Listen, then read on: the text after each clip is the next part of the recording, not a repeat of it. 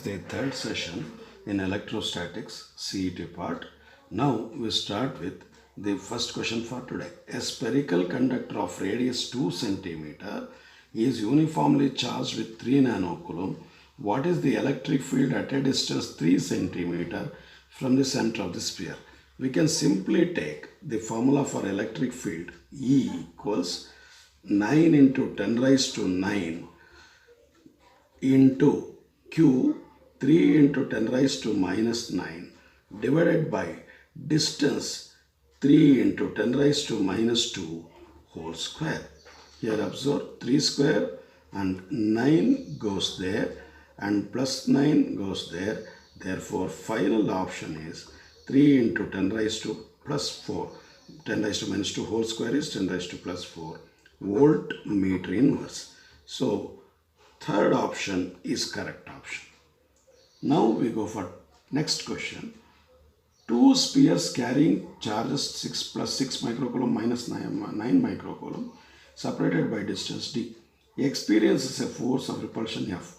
When charge of 3 microcoulomb is given to both the spheres and kept at the same distance as before, the new force. Here we need not write complete Coulomb's law and all those things. We simply check. Say before adding the charge, force is proportional to 6 microcoulomb into 9 microcoulomb. But after adding the 6 microcoulomb plus 3 microcoulomb, which amounts to be 9 microcoulomb, and minus 9 microcoulomb gets added to 3 microcoulomb will give us minus 6 microcoulomb, as again even after adding the product F dash, the product for F dash is 9 micro into 6 micro. Therefore, the charge values remain same even though signs are different. Therefore, the force remains same. The option 1 is correct. Now, going for the next question, 25th question, we read it. 3 point charges plus 2q plus 2q and minus 4q are placed at corners AB and C of an equilateral triangle ABC of side X. The magnitude of the electric dipole moment of this system. For this, we write the figure first. Say I write an equilateral triangle there and plus 2q at one corner, another plus 2q at another corner, and minus 4q at the another corner. Observe, this tells us we can write the minus 4q as minus 2q and minus 2q. That means there are two dipoles. One is from this side to this side. I call its momentum as P1. Another momentum this way, P2. How we can write it? We just write it like this. Just observe. Here I take my minus 4q as minus 2q separated, plus 2q, this is one dipole, and here plus 2q, this is another dipole. And the dipole moment P1 equals P2 equals the charge into dipole length L or side X, dipole side X. Therefore, dipole moments are 2qx only, but they have the angle 60 degree as it is equilateral triangle. Therefore, as dipole moments are vector quantities, we have to take the resultant to write the magnetic moment of this configuration. P is P1 square plus P2 square plus 2P1 P2 cos 60 under root. P1 and P2 are both are same. So we write P1 square plus P1 square plus 2P1 square into cos 60 is half under root. This cancels. So P1 square, P1 root 3 is the answer. But P1 is 2qx. Therefore, 2 root 3 qx is the answer. The option 2 is correct. Now, with this, we shift on to the next question, 26th question. Just observe, 4 into 10 raised to 10 electrons are removed from a neutral metal sphere of diameter 20 centimeter placed in air. Say we are removing the 4 into 10 raised to 10 electrons. So the metal sphere must have positive charge now. The magnitude of electric field at a distance of 20 centimeter from the center. Observe, diameter is given 20 centimeter and the field is asked to find out 20 centimeter from the center. So it is definitely outside the sphere, and we can apply simply the relation like this. E equals 9 into 10 raised to 9. Q is N into E divided by R 20 centimeter 0.2 whole square. We substitute everything. 9 into 10 raised to 9. N is 4 into 10 raised to 10. E 1.6. 10 raised to minus 19 divided by this I can write as 4 into 10 raised to minus 2. 4 cancels there, and observe now. E equals, say minus 19 plus 10 is 9. So minus 9, all these things goes. What we have is, say 114.4 into 10 raised to 2, 1440 is the answer. So option 2 is correct. Now we go for 27th question. It's a little bit explanation is required, and also I give you a short formula with which you can directly write down the answer. Say force of repulsion between two identical positive charges which are when kept at a distance r in air is F. That means I can write the figure. Say Q separation is R. The force F is 1 by 4 pi epsilon naught Q by R square. Now, half the gap between the two charges is filled with dielectric slab of constant K, constant 4.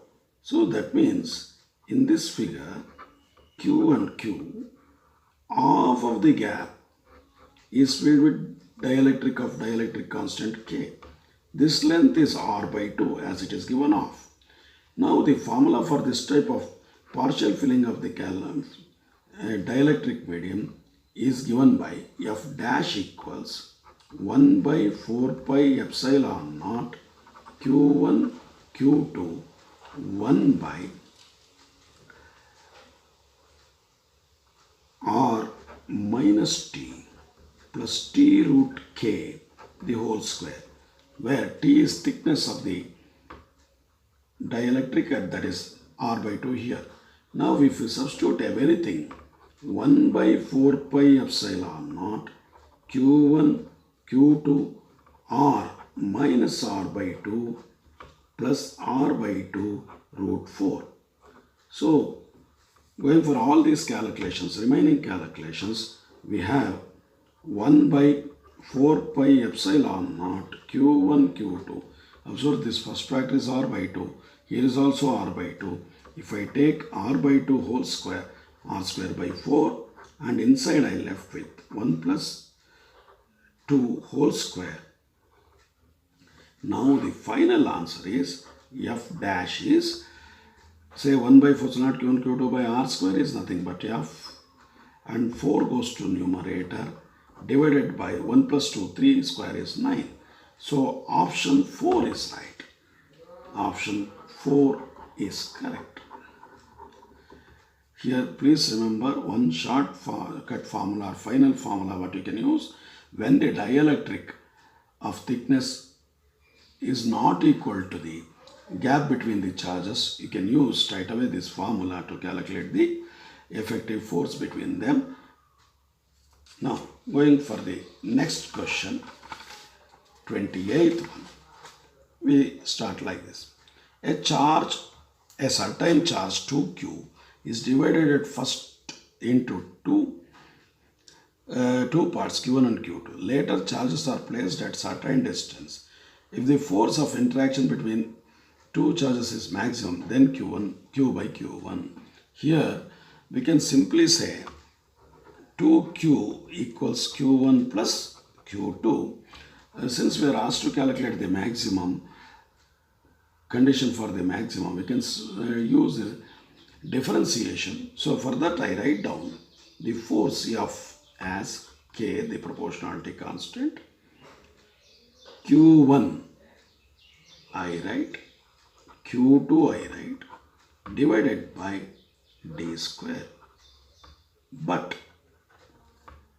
Q2 I can write it as 2q minus q1. Observe, in the problem we are asked to calculate q by q1. That's why I want to eliminate q2, retain q1. Therefore, I have written q2 as 2q minus q1. Now I write F equals k q1 2q minus q1 by d square. As d is same, now we have to differentiate this F with respect to q1. What we get? K by d square remains same. Then 2q into q1 is 2q minus q1 square is 2q1. So if you equate it to 0 for maximum, df by dq1 equals 0 for maximum force. Therefore, 2q minus 2q1 equals 0. Therefore, q equals q1 or q by q1 is 1. So, option 4 is correct. Option 4 is correct. Next question is 29th. Very simple. A particle of mass m and charge q is placed at rest in uniform electric field and then released. The kinetic energy attained by the particle after moving through a distance y. Here, as the particle is at rest, initially its kinetic energy is 0. Therefore, we can simply use work energy theorem to attain the value of kinetic energy attained. That is, work energy theorem says that work done on an object is manifested as change in its kinetic energy. Therefore, work W equals delta Ek, the change in kinetic energy. What I can write as half mv square minus 0 here, because initial kinetic energy is 0 as charge is at rest. But W is force into distance. The force is EQ, distance moved is y. Therefore, so equating both the things, W equals delta Ek, we write EQy equals half mv square. Therefore, the answer is EQy. The fourth option is correct. Option 4 correct. This is 29th question. Very simple. Observe one important idea to be remembered. Whenever we have variable forces, not only here, whenever we have variable forces, we must be able to use work energy theorem conveniently to calculate the energy and other things. Now we go for the 30th question. Say, the question 30 is like this. Magnitude of point charge due to which electric field 30 centimeter away has magnitude 2 Newton will be. So we are asked to calculate the charge. I write the electric field intensity formula.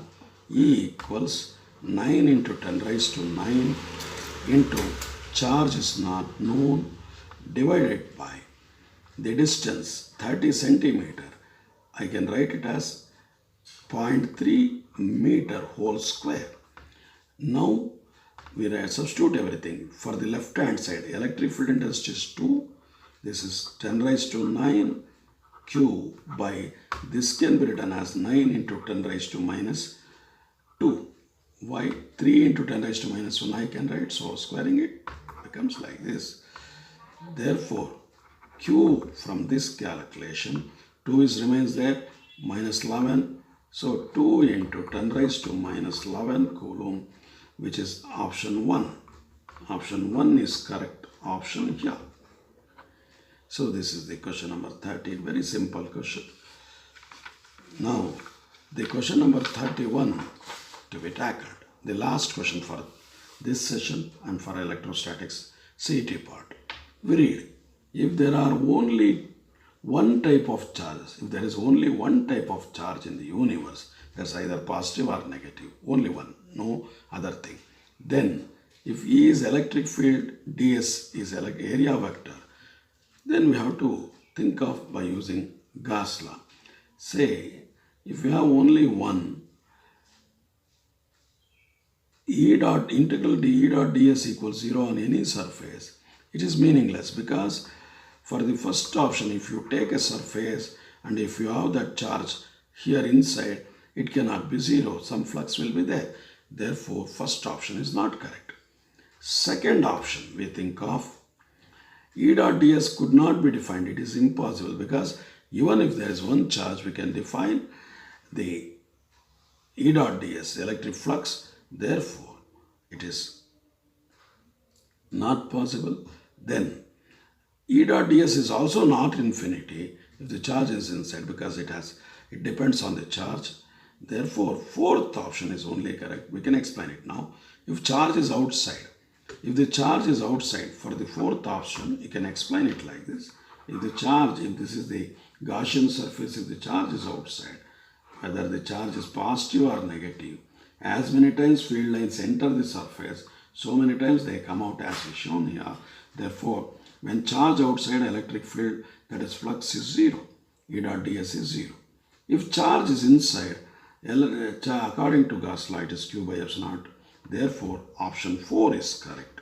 Fourth option correct.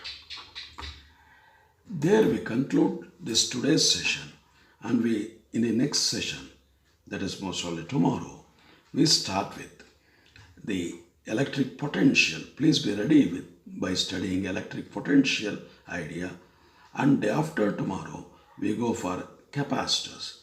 Please just go through the concepts before you look into these classes. So once again, saying goodbye for this class, and we'll meet again in the next session.